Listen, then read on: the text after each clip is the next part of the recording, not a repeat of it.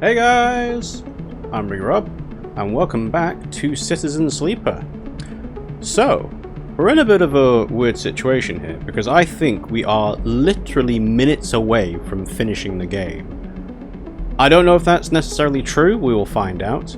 Last time we did do some more things along the Greenway.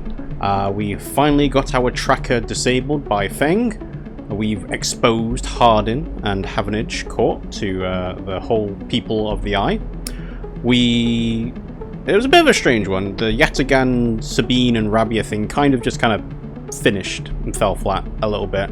But that's done. We did meet some new characters, Bliss and Moritz, who are in the hub. And Bliss has proven themselves to be very bad at taking on contracts. And we've also got Eshe and Peak for the flotilla.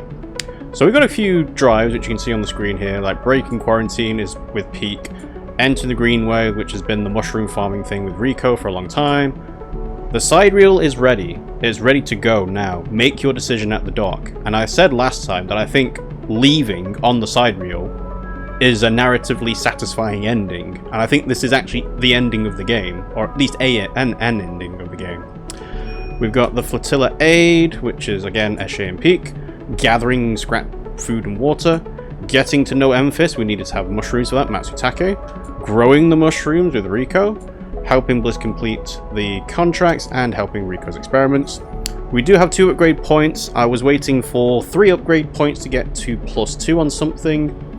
I think I am correct. You do not have enough time or enough upgrade points to max out your character, because it'd be, what, 2, 4, 7, 10, 13, 16 more points, and yeah, it's not going to happen in a normal playthrough. And in fact, I don't even think there are enough drives to do so.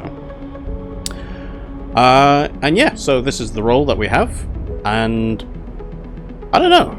I think instead of bothering going through the whole, oh, we'll do this for, you know, Memphis and do that, let's just go to the Sidereal now, and let's figure out if it is in fact the end of the game. Because since our tracker got disabled, Ethan left, so Ethan's no longer here.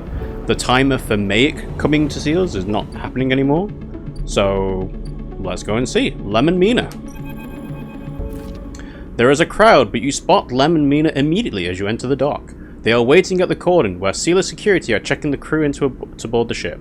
Those that manage to get up to the hub are crowded near the entrance, but even they know their chance of getting on board has long gone. Lem, wait. Let's call out to them. Lem spots you among the crowd. Sleeper, we are here. They are standing beside a bag which looks to carry all the possessions they have. It is small enough to be carried in one hand. You ready? Hi, Mina. You ready? Lem smiles nervously. Well, I guess so. He hefts the bag. I hope they'll let us take this on board. Got our whole life in here. You hand over the Sealess ID film to Lem, keeping your own. He turns it back and forth in the light. Where did your friend even get this picture, Sleeper? Looks like my old Conway ID. You look, and a shimmering younger Lem stares out of the film, harder and clean cut. I spoke to the guard here. He nods to the white and green clad security officer. They'll be doing orientation and role assignment on board. Sounds like we're going to be working under the core crew. Kind of like an intern. He laughs. What do you think, Meanie? Am I too old to be an intern? Following Lem's lead, you inspect your ID. As you lift the film up to the light, you see something strange, something that makes you flinch. The face printed in the film is one you recognize immediately, but it is not you. At least, it is not how you look now. You squint at this ghost, confused why you hadn't noticed earlier. It is a picture you remember being taken, a memory that you didn't know you had. You remember signing the forms, the walk to the sleeper tanks, the cold metal floor.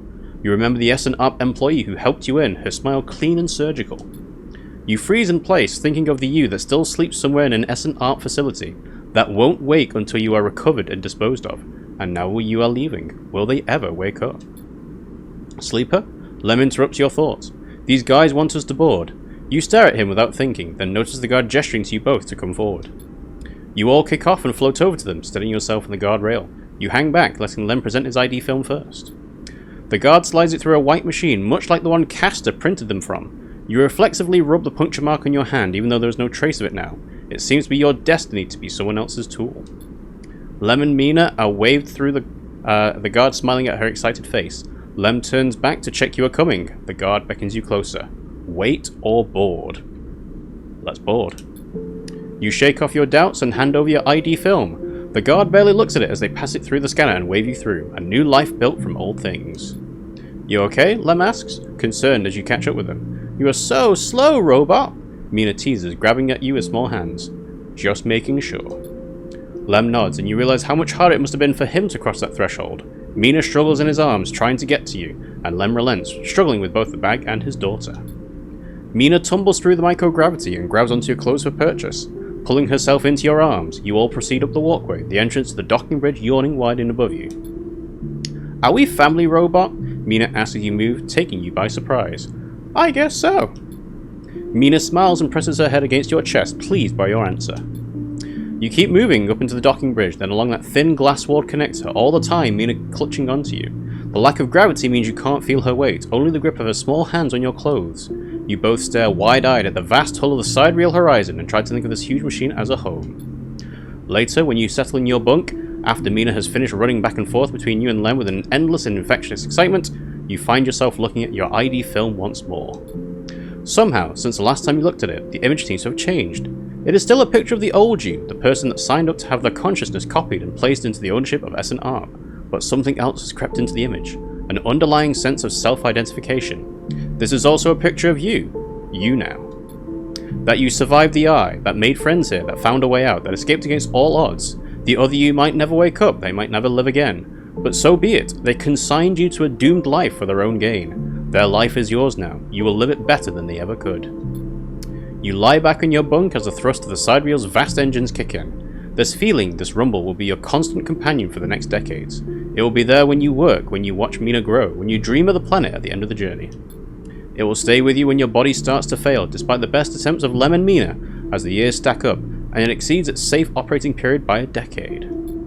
It will be the thing you wake up to in those rare moments of consciousness between which Mina will let you keep in a frozen state in the hope of preserving you until your destination is reached. It will still be there when Mina wakes you, tears in her eyes to tell you of Lem's inevitable death, and it will not relent despite your desire for a moment of silence. Okay. It will be the final thing you hear as Mina shuts down all but the most vital of all your functions and hopes beyond hope that you will make it to your final destination, all the while doubting that you will. But for now, in this moment of departure, it is still a new sound, a new feeling, and because of this it is filled with the promise of the future. And so, you settle back in your bunk and close your eyes, and in moments you are sleeping a perfect dreamless sleep, the most peaceful that you can ever remember. Okay. So yeah, that's the end of the game. A jump over the age game, created, designed, and written by Gareth Damian Martin. Okay, so that is Citizen Sleeper. We were literally, 30 seconds from the end of the game, pressing the button to say, make the decision. And I feel like what I'm going to say is going to sound critical of it, because I do kind of like the concept of the game, and I did like playing in it.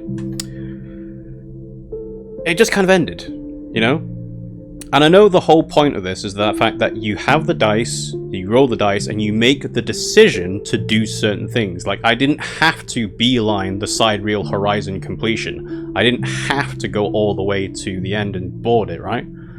But everything that came afterwards is too late. Like, the whole 3 extra episodes with the refugee flotilla, that's way too late. Like, the issues with getting mushrooms to get food and water and just get stuff to Emphis and Rico and everything else. So the late game economy is poorly balanced in my opinion. And I get the idea of, oh yeah, well, cryo doesn't matter. Money doesn't matter. That's the whole point. You're supposed to, focus on things, on people, on interactions. But it felt really bad to not have anything to, spend money on, to not trade things to. And yeah, that's it. So, let's see what happens if we click continue. Operator class, 45 cycle. Because I have a feeling it'll set me back to where the autosave was. And then I can just decide to do the refugee flotilla. But I'm kind of like, do I want to, really? It's like, I wonder whether they added the additional episodes because people wanted a bit more to do. And that might be the case, so we'll see. But yeah, I mean, overall, I like the character portraits. That's really cool. The writing, it's a bit over the top. It's not written for people that actually talk the way they talk. It's meant to be for matching the setting, and obviously overly descriptive prose matches the setting. But the characters didn't talk like characters would. And also, I kind of noticed the longer the game went on, the more grammatical errors there were, which is a bit of a strange thing, considering that this is an RPG that's going to live and die on the strength of its writing, because you're not doing anything else. Yeah, so we are back before making the decision of the Sidereal. So yeah, there you go. That's the summary of the credits. I mean, again, I'm being unfair to this, but based off the games that I have been playing, so start of the year, 13 Sentinels, Final Fantasy VII, Stanley Parable, Portal 1 and 2, Citizen Sleeper. It's not quite on the same level as all those, but I don't know. Well, at least they let you carry on playing. Like, it's not a complete lockout, you have to start over again. In fact, in some ways that might be better, because then you can... If they did a New Game Plus, they let you keep all your current upgrades, and then yet let you complete the drives again to max out your character fully, that might have worked a bit better. Because I'm pretty sure, yeah, there's no additional points here. Oh yeah, and on that, the skills. Hard to kill, useless. I don't even know why they'd even put that in. Keep 2 dice, even when condition is breaking, pointless. Keep 5 dice. That would make it worth it. But the problem with that is that Endure is one of the starting classes, so you already have a bonus towards it, and only having to spend 2 upgrade points to keep 5 dice would have been would have wrecked the balancing of the action economy here in terms of, like, you need stabilizers. Instant Karma, best skill, obviously. Icebreaker was kind of nice.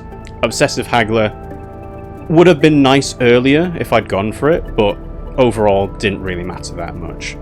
And yeah, Self-Repair again is not that great either. It's like Icebreaker, but I don't know, the skills don't feel too impactful. I mean, having the +1s to the dice rolls would have been really good, but actual actions, actual skills, yeah, hard to kill, just not worth it. So okay, so I'm kind of in a bit of a weird situation. Like, the game has finished, we've got the ending, so everything we do now is kind of like post-game bonus.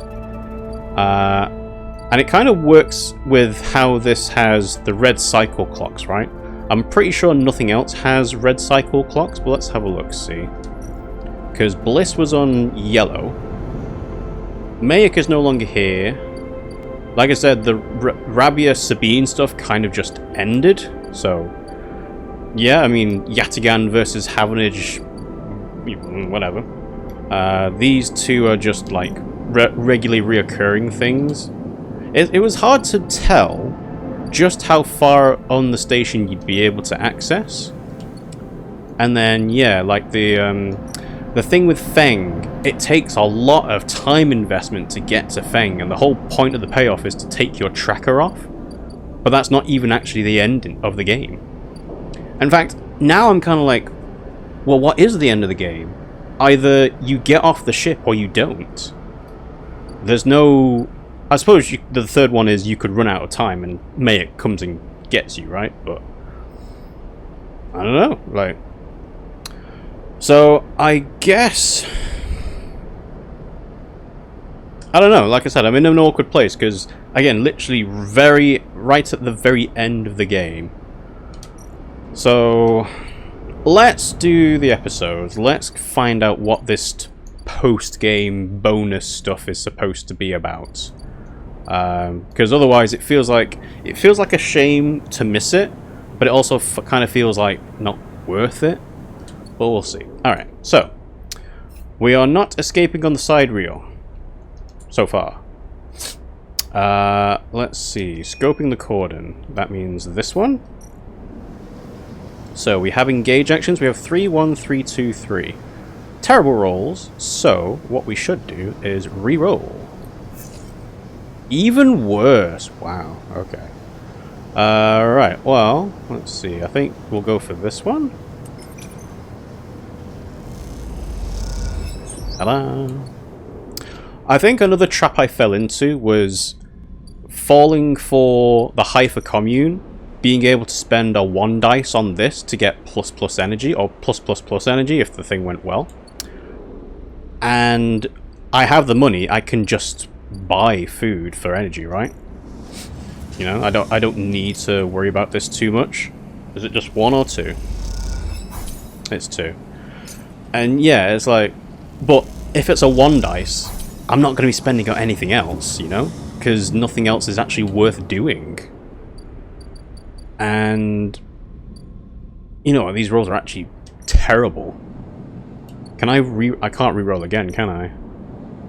Ooh, I tell you what. Let's see if the RNG is actually fixed. As in, if I re-roll my dice, does it always give the same set of re-rolls?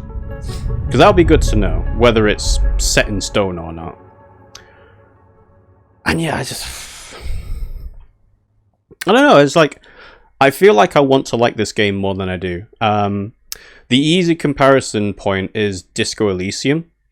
And again, not fair to the developers of Citizen Sleeper, but Disco Elysium, fully voiced, you would have a narrator, you would have the characters be voiced.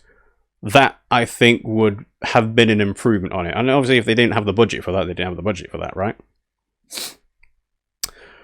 But yeah, like I said, with the game will live and die on the strength of its writing, and if the quality of the writing is not as good, then the game itself is just not going to be considered as good. So yeah, I mean, again, I'm not being fair to the game in some ways, and I am in others.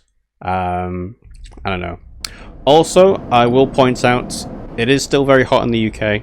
It is very possible that the Switch will have an error. Oh, it auto-saved after 10 seconds. So yeah, so you can't even save scum your way through, because the autosave works on pretty much every action, and then there's no resetting it, you know? Like these 1 and 2 dice, there's no point using it really. I don't know. Like I said, I'm torn. Like, the ending was right there. I probably should have ended the game last time, but... yeah, you know what? I think I'll leave this, you know? We've seen the ending of Citizen Sleeper. It's a kind of a depressing ending in terms of... actually, another thing let's find out. Escape on the Sidereal. Make your decision at the dock. If you decide not to board, what happens? See, this will be an interesting what-if scenario, let's say. No, not that. Ascend a car. Because this is literally the only time I'd be able to do this, is because, like I said, the game auto-saves every other decision point. So this is the only point you can do this. So... oh, I should have done that one. Say, hi, Mina. Mina's vibrating with excitement. She seems strangely at home in the microgravity. Then you remember that she spent her whole life in space. Hi, robot.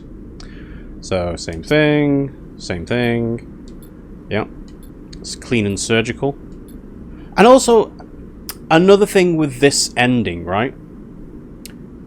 Getting off the eye with Lem and Mina is an unequivocally good thing. But the writing is trying to frame it as a bad thing. They bring Castor in right at the very end to make you feel like they are using you for their own purposes. And there was no real reason for Castor to be involved with Lemon Mina. It is literally the only time anyone has ever interacted with another character, apart from Rabia and Sabine, because obviously they're both Yataghan related. The thing with Castor here, there's no prior mention of Lemon Mina being involved in that at all. And this writing that says about how, you know, Mina is going to be depressed, trying to put you into cryosleep, Lem dying. It's like, the game could have ended a lot earlier. The writing could have said, you and Lem and Mina look forward to life on the ship, working for a better future. And that could have been it. That's where the writing could stop. But they make a point to say, no, Lem dies. Mina gets sad about you going into cryosleep. And then you might not even make it to the end destination. Like, it's a downer for no real reason. Alright, so last time I clicked board, let's click wait.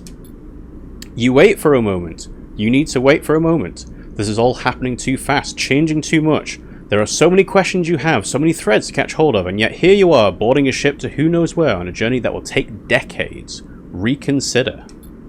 Is this really what you want? How will you even survive? You suddenly feel dizzy, unsettled. You can make out the concerned look on Lem's face as you hold back. The guard gestures again. Mina's eyes, looking back at you, are so bright in the starlight. Stay on the eye. You can't do it. You can't get on that ship. You turn away quickly, trying not to look at Lem, to look at Mina. To meet their eyes, you turn away and kick off hard from the guardrail. When you reach the far wall, you turn back. The scene continues in front of you as if nothing has changed. The next set of people are boarding. The crowds are still gathered at the cordon. The sidereal horizon still blinks, its yellow hull bright against the stars.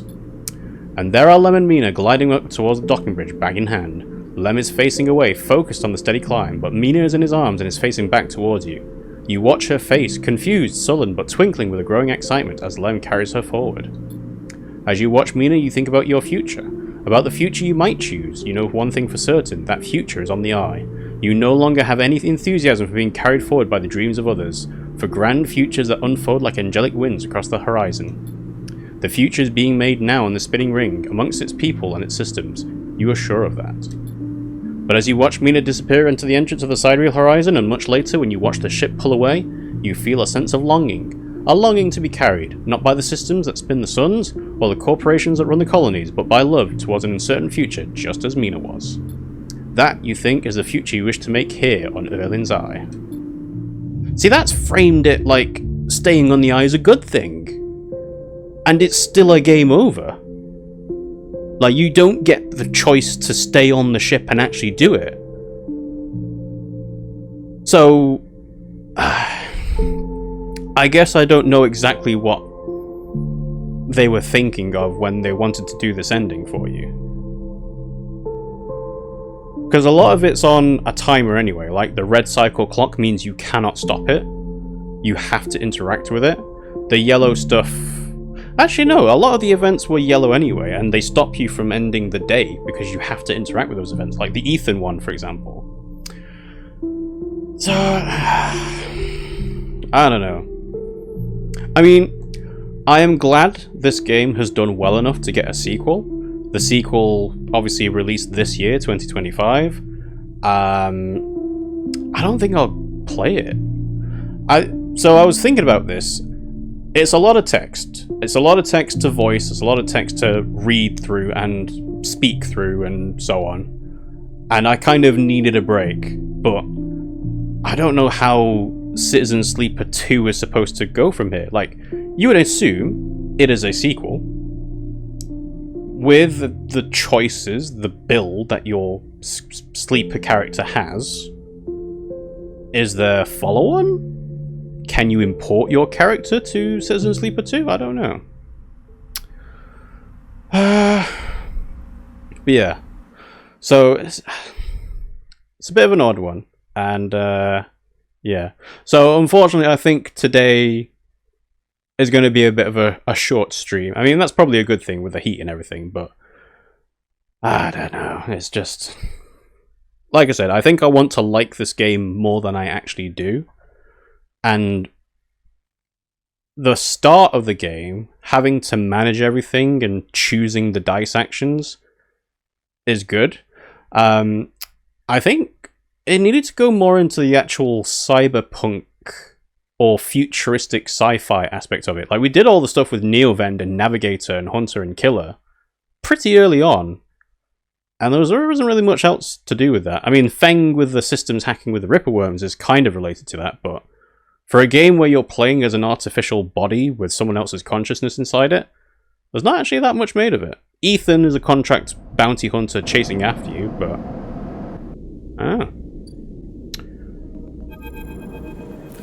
Oh, it did! Okay, alright. Forget what I said then. A strange choice. Caster stands beside you at the rail, watching the pinpricks of light from the Sidereal Horizon's drives disappear.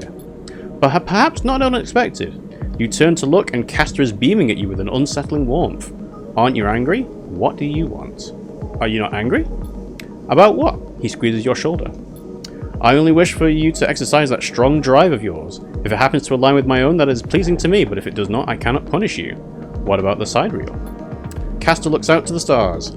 I will do my best to follow its progress. He pauses. Celis itself is of more concern. Sendre Celis has taken a step back from the public eye. It seems some internal struggles are playing out within their pristine halls. Caster sighs. But I doubt core politics are of much concern to you. Caster moves down along the rail. The eye, though, that seems to be your primary concern, am I right? I have unfinished business. It is my home. I still plan to leave. Unfinished business, I guess? He pats you on the back, don't we all? It is the nature of life to leave things unfinished. I have more projects than I can count, so many games still to play and things to learn. May your future cycles be as fruitful as my own. Caster turns and starts to clunk away in his mag boots.